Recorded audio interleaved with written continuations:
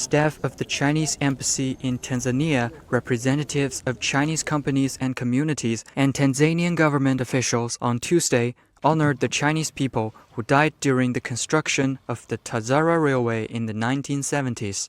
More than 100 Chinese engineers, technicians, and workers died on duty during the construction of the Tazara Railway. They are heroes who have forged a monument of China-African-China-Tanzania friendship.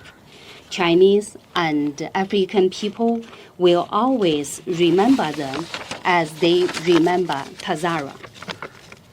We are very grateful to dozens of technicians and experts who sacrificed their precious life during the construction.